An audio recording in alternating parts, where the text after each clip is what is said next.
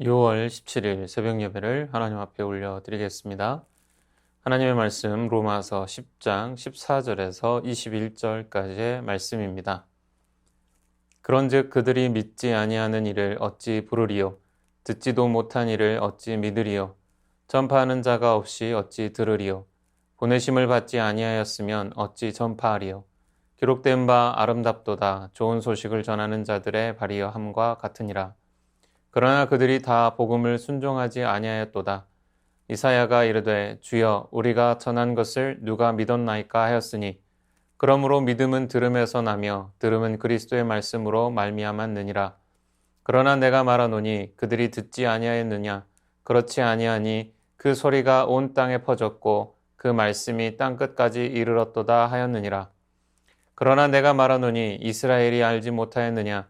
먼저 모세가 이르되 내가 백성 아닌 자로서 너희를 시기하게 하며 미련한 백성으로서 너희를 노엽게 하리라 하였고, 이사야는 매우 담대하여 내가 나를 찾지 아니한 자들에게 찾은 바 되고 내게 묻지 아니한 자들에게 나타났노라 하였고, 이스라엘에 대하여 이르되 순종하지 아니하고 거슬러 말하는 백성에게 내가 종일 내 손을 벌렸노라 하였느니라. 오늘 본문에서 바울이 특별히 주의를 기울이고 있는 사항이 있습니다. 그것은 보냄을 통한 복음의 증거 과정입니다. 하나님의 선택의 은혜는 예수를 보내셔서 구원 과정의 시작을 연 것에서 나타났습니다. 또한 믿는 자들을 보내 다른 이들에게도 구원의 기회를 주셨다는 것에서도 나타납니다. 오늘 말씀을 통해 보냄의 은혜를 누리시기를 소망합니다.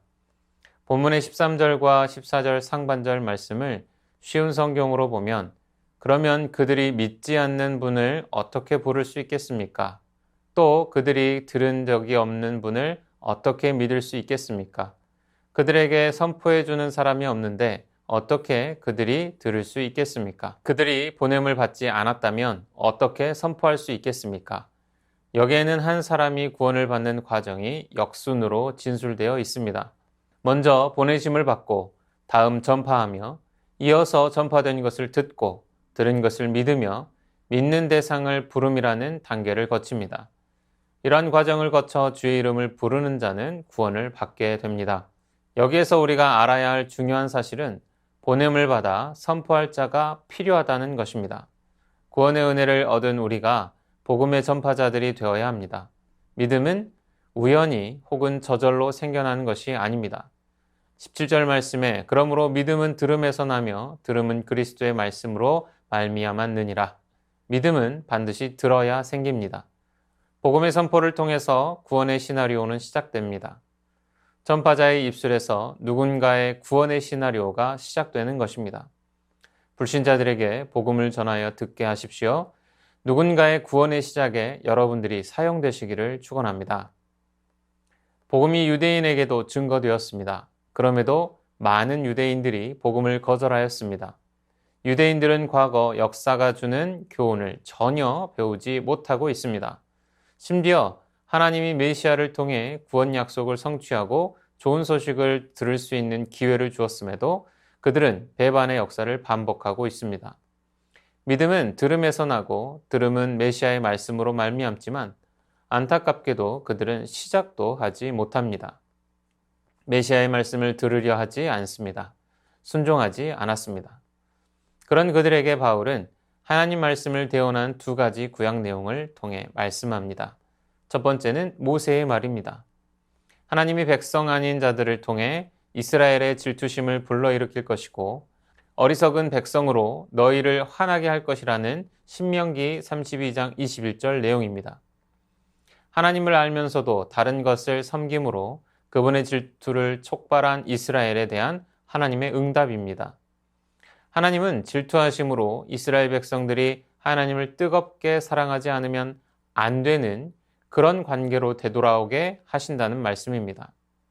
당신의 백성으로부터 사랑받기를 원하시는 하나님이십니다. 우리는 이러한 하나님의 질투를 일으키지 않아야 하겠습니다. 마음과 뜻과 정성을 다해 하나님을 사랑해야 합니다. 나의 작은 행동 하나가 하나님의 질투를 일으키지는 않는가 하는 극히 조심스럽고 경건한 마음으로 신앙생활해야 할 것입니다. 두 번째 구약 인용은 이사야 65장 1절에서 2절입니다. 하나님은 자신을 찾지 않는 자에게 찾은 바 되고 그분께 묻지 않는 자에게 나타났지만 정작 하나님이 자신을 알고 있는 이스라엘을 찾으려고 종일 손을 벌렸음에도 그들이 응답하지 않았다는 내용입니다. 하나님은 마치 집을 나간 탕자가 돌아오기를 기다리는 아버지와 같이 이스라엘 백성들이 그리스도를 통해 하나님께로 돌아오기를 기다리신 것입니다. 하나님은 이스라엘이 패역할 때마다 버리지 않으시고 회개하고 돌아오기를 바라셨습니다. 하나님의 사랑은 이렇게 너그럽고 자비로운 아버지의 사랑과 같습니다. 그 자녀가 돌아오게 하기 위해 끝까지 사랑을 베푸시는 은혜로운 분이십니다.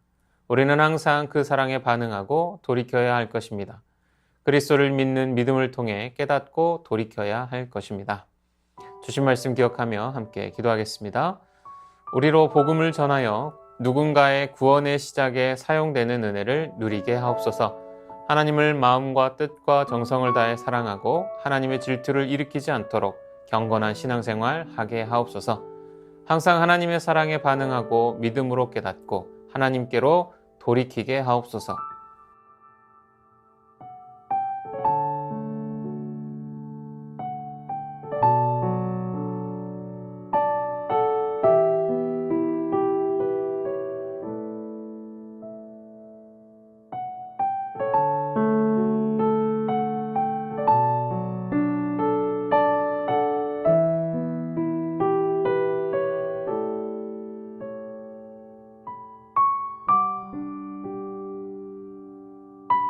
이어서 나라와 열방을 위하여 기도합니다.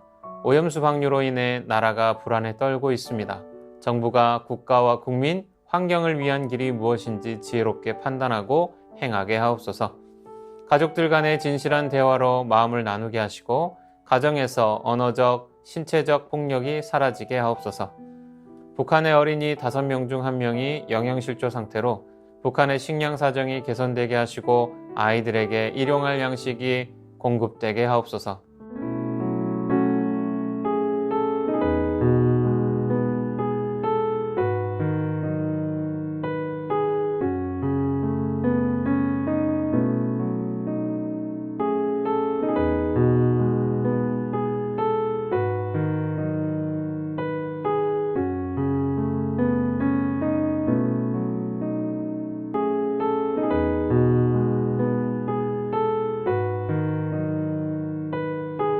이어서 교회를 위해서 기도합니다.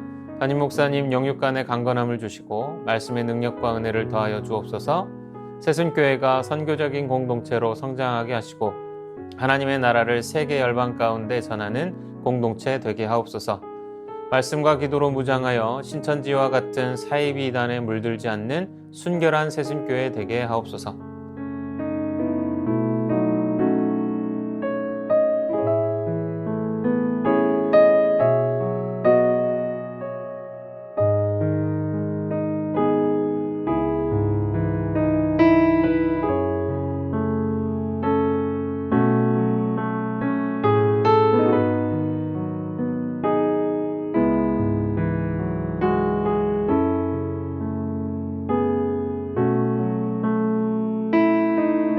이어서 선교사님과 환우분들을 위해서 기도합니다.